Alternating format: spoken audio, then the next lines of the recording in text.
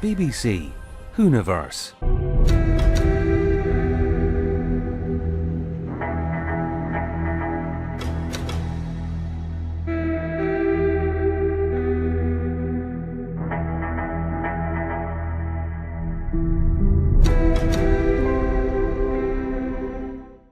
Hello and welcome back to a brand new video.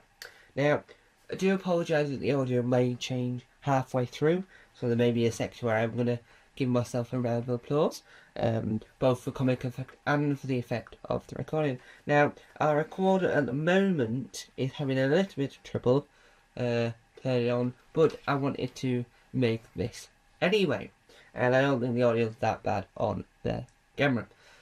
Now today we're talking about the world of Doctor Who books, not the official books by writers of the TV show or writers of the audio dramas, none of that. We're on about Doctor Who books written by fans.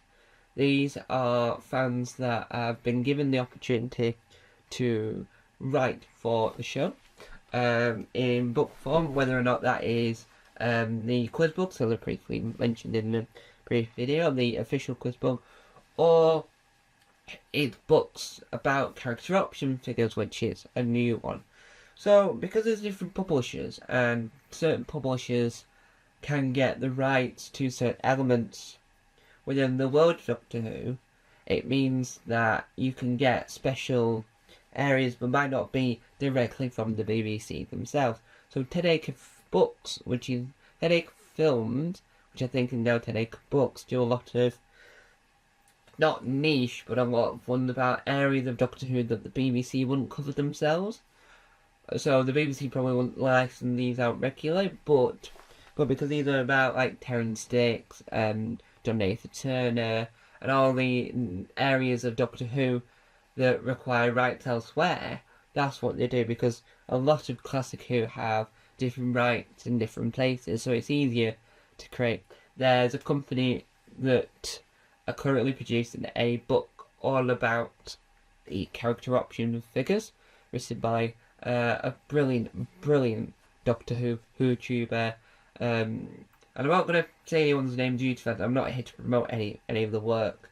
I'm here to talk about the discussion. So if I mention them, it'll sound like I'm promoting them, when I want everyone to come buy these things, but I do want to talk about the concept, really, in this.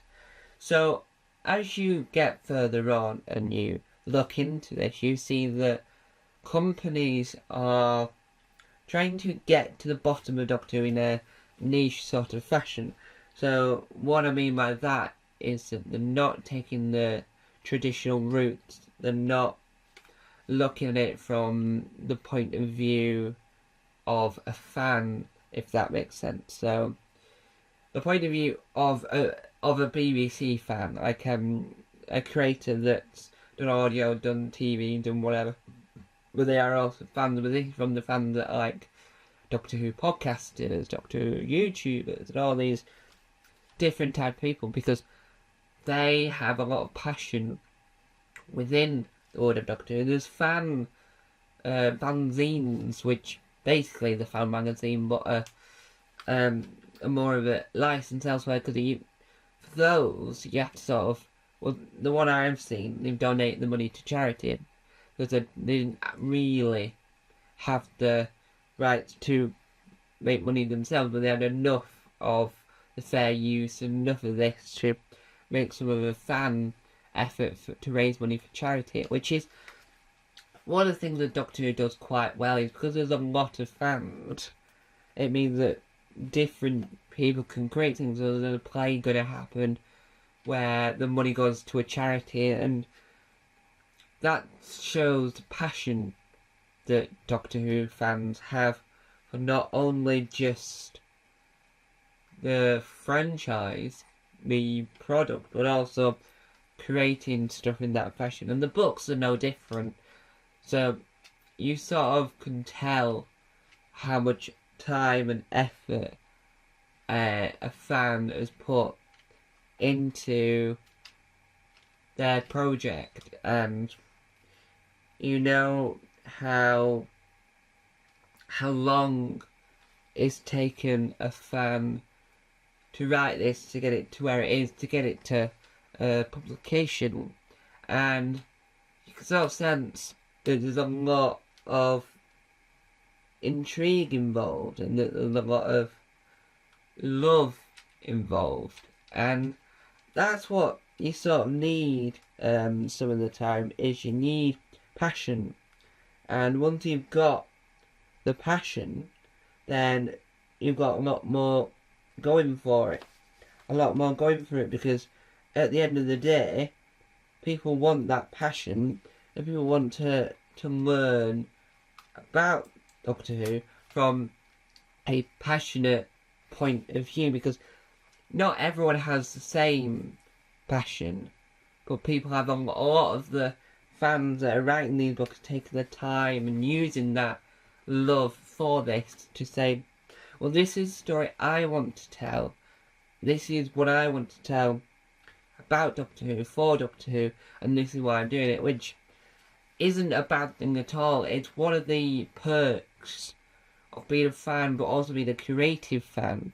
So you've got the artwork people, the people who do Doctor Who art and all this, but the books are sort of created in a way that they're sharing the love in written form, which is probably one of the hardest forms to sort of share out this passion for this franchise.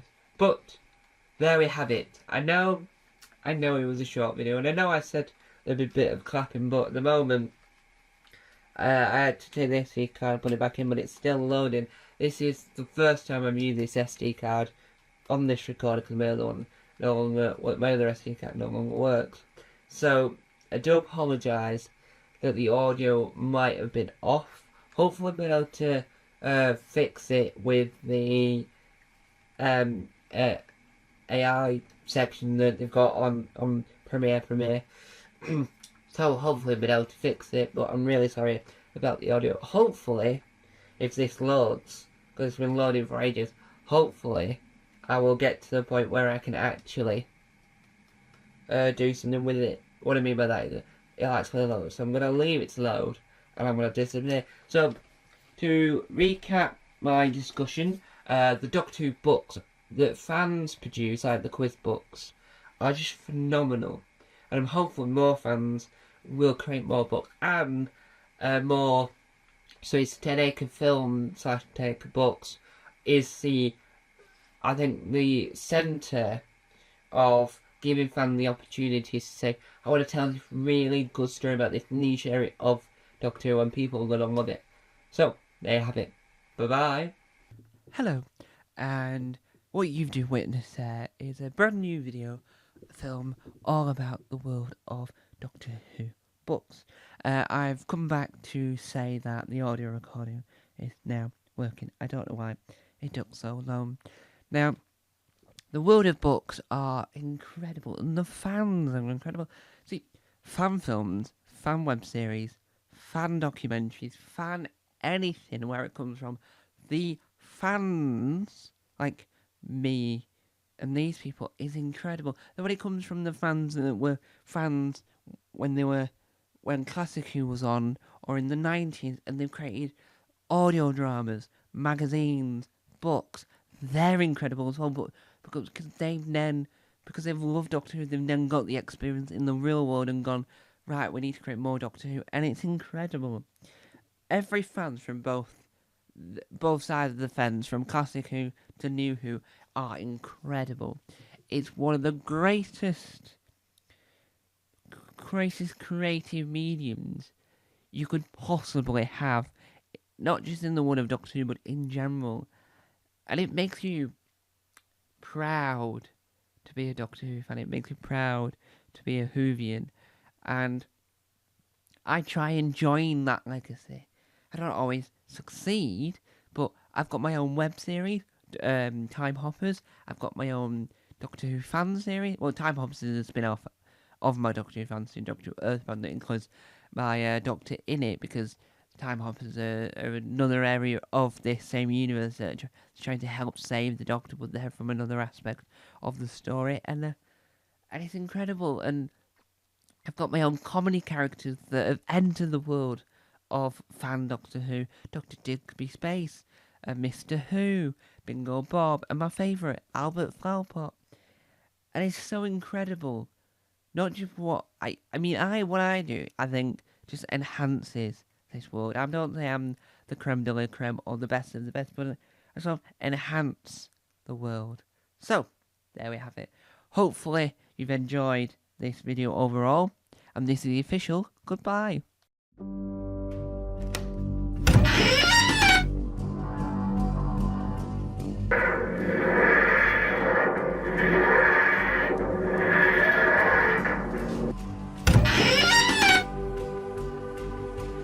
Don't forget to subscribe to the official Tom Mason YouTube channel.